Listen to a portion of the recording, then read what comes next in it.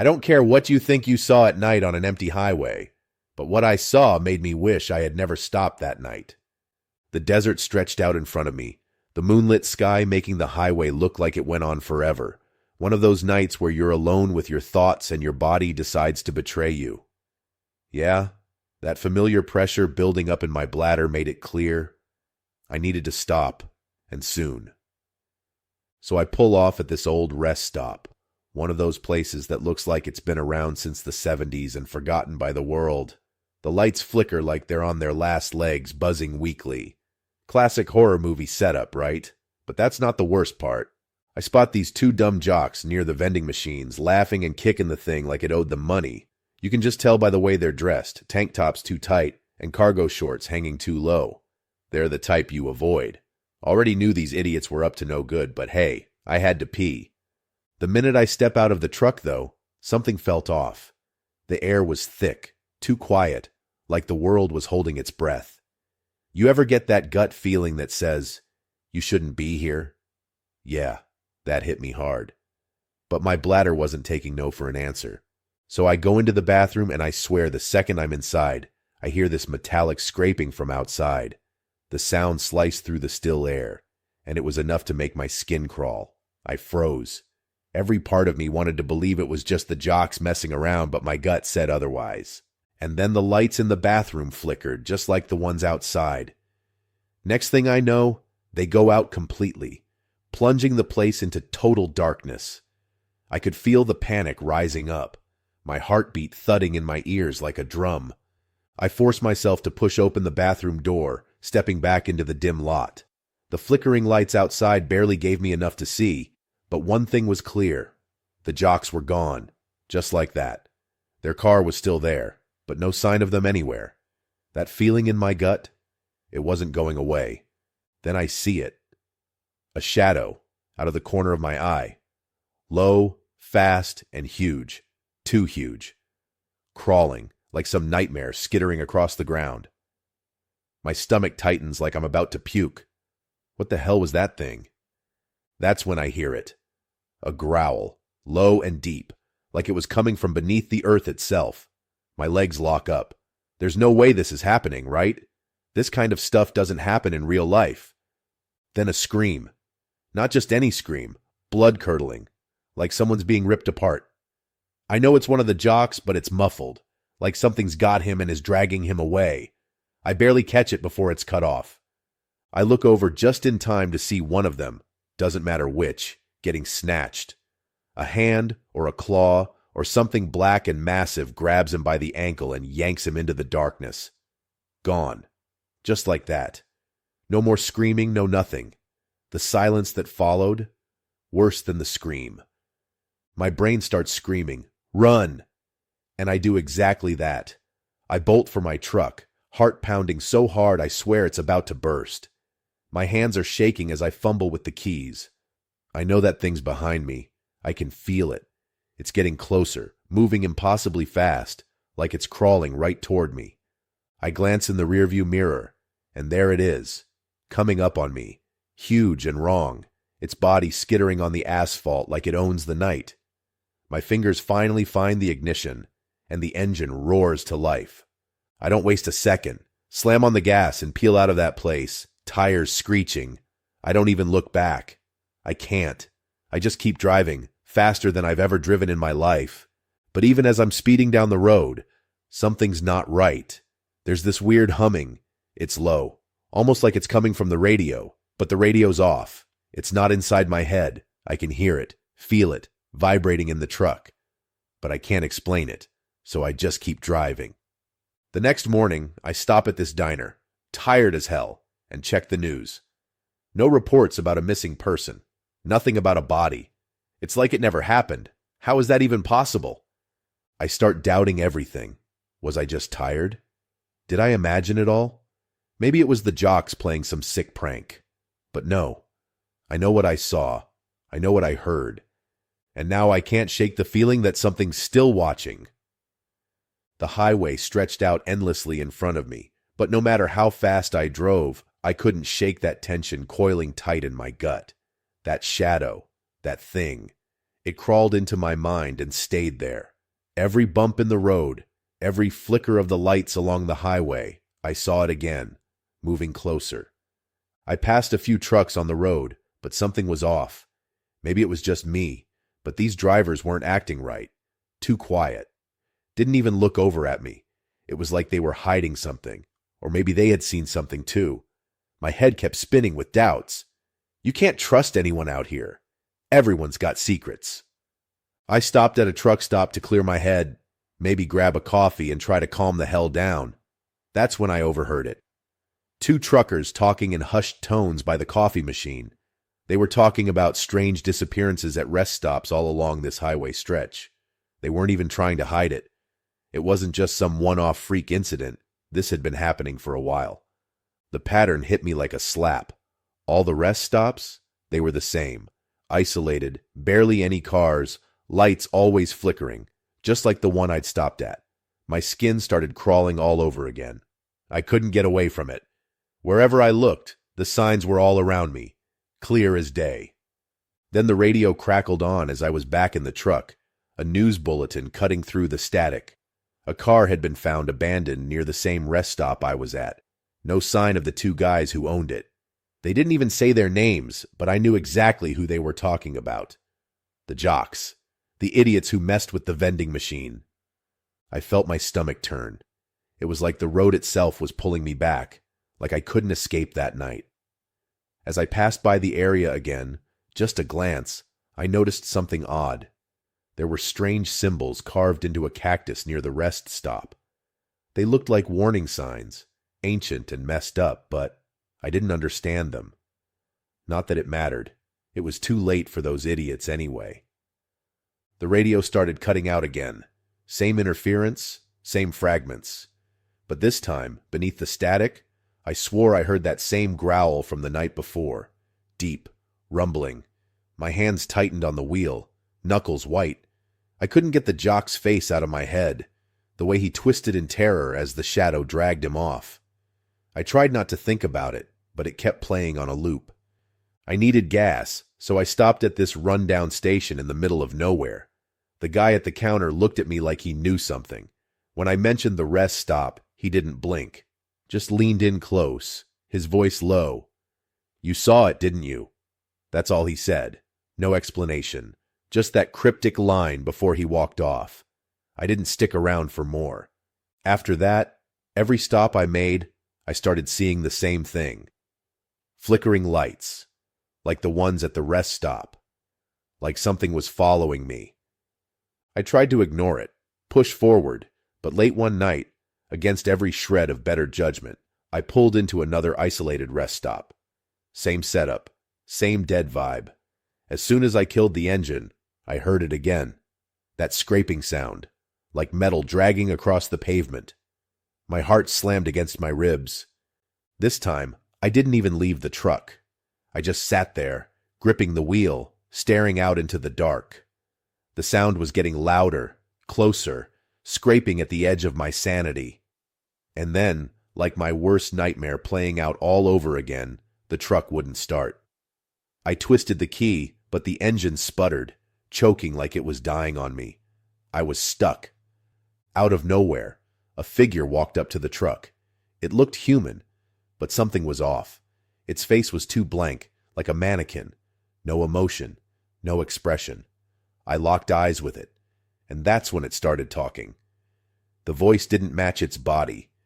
It was deep, guttural, the words tumbling out in a way that didn't make sense, like some twisted warning I couldn't understand. My brain went into overdrive. This wasn't right. Nothing about this was right. In pure desperation, I slammed my foot on the gas, and by some miracle, the truck lurched forward. I peeled out of there, leaving that figure and the rest stop behind me. But even as I sped down the highway, I couldn't escape it. The scraping sound stayed with me, like it was burned into my brain.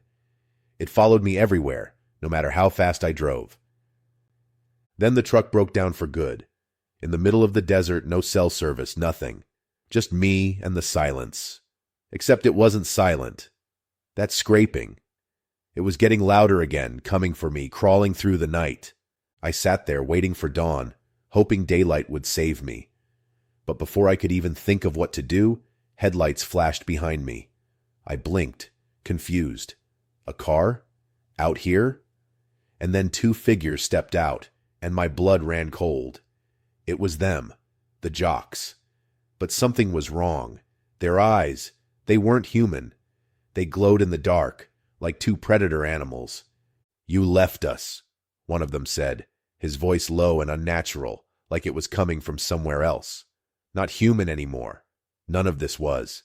I couldn't move, couldn't speak. All I knew was, whatever they were now, I didn't stand a chance. Story 2. I knew that burrito was a mistake the second I bit into it. Truck stop heat lamps never feel right, like you're gambling with your gut every time. But it was late, I was hungry, and now my stomach's paying the price. The air felt heavy tonight, like it was pressing down on me.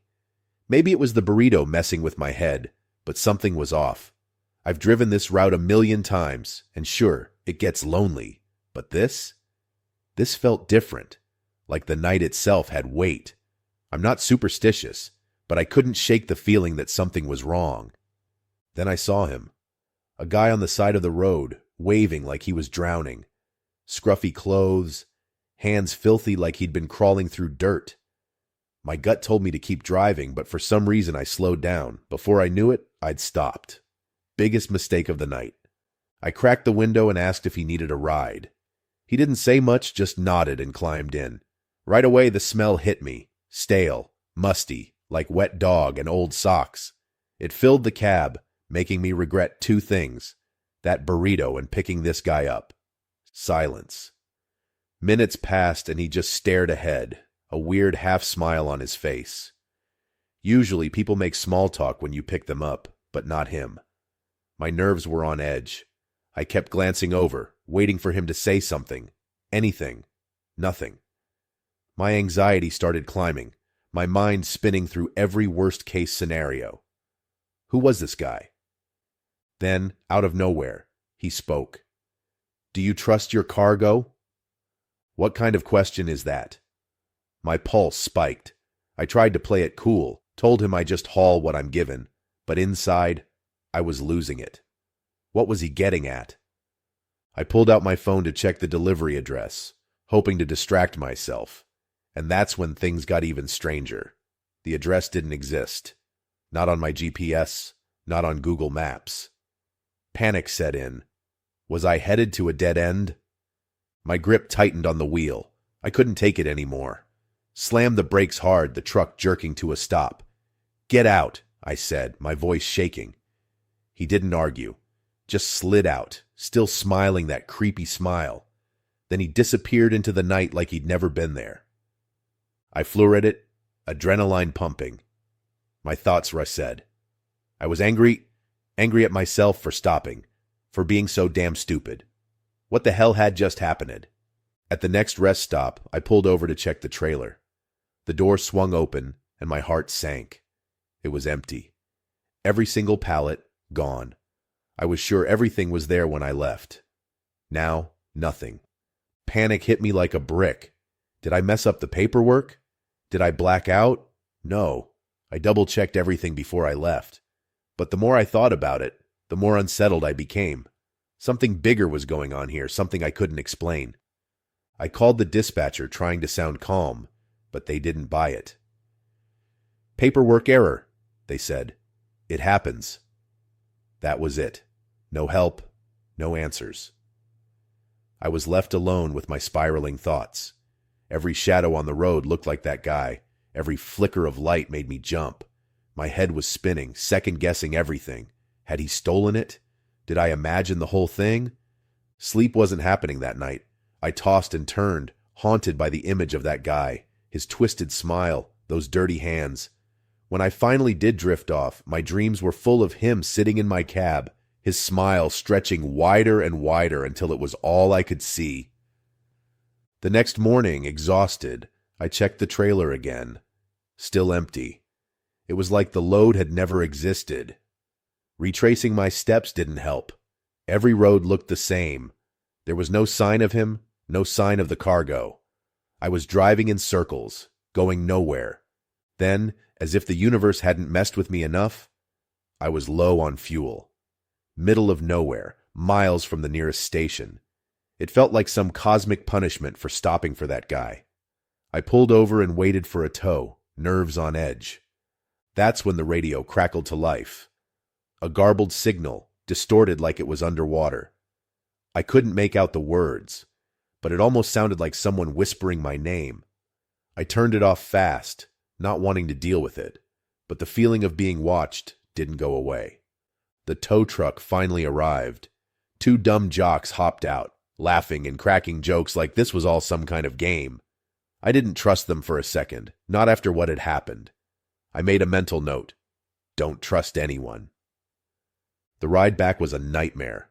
Every mile, my anxiety climbed higher. We passed a road sign that I swear wasn't there before, rusted, barely readable. The lost delivery. My heart skipped a beat. I had no idea what it meant, but I didn't like it.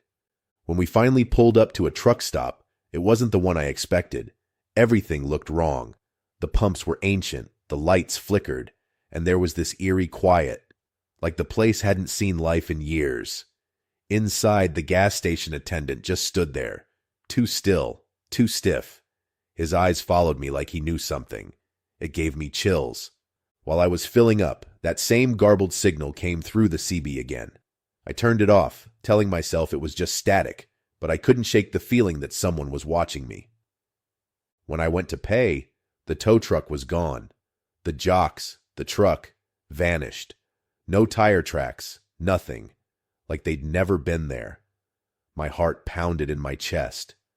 I was alone again. And that's when I saw him, the hitchhiker. He was standing in the distance, that same creepy smile plastered on his face. My blood ran cold. It was like he knew I'd end up here. Like this was all part of some sick plan. I bolted to my truck, hands shaking so bad I could barely get the key in the ignition. Finally, I started the engine and tore out of there. But no matter which way I turned, the road stretched on into the same darkness. I couldn't escape it. Then, out of nowhere, my GPS lit up. The delivery address. It was miles away, down some back road I'd never heard of. Every instinct told me to ignore it, to turn around, but I couldn't. I was too far gone. I followed the directions. The road got narrower, the trees closing in around me. My knuckles were white on the wheel, every nerve in my body screaming to turn back, but I couldn't stop. It was like something was pulling me forward. Finally, the GPS led me to a rundown warehouse, the kind of place that should have been condemned years ago. The delivery instructions said this was the spot. I stepped out, confused as hell. The trailer was empty, but something told me I had to unload. So I opened the doors and started moving like I was carrying something heavy, even though there was nothing there. One invisible box at a time, I felt the weight leave the truck. That's when I saw him. A man stepped out of the warehouse, clipboard in hand. He was wearing an old, dusty suit, like he'd been waiting for me for years. "We've been expecting this delivery," he said with that same creepy smile. I signed the manifest without a second thought, my mind foggy. He handed me a receipt, blank but heavy in my hand, like it was holding something I couldn't see.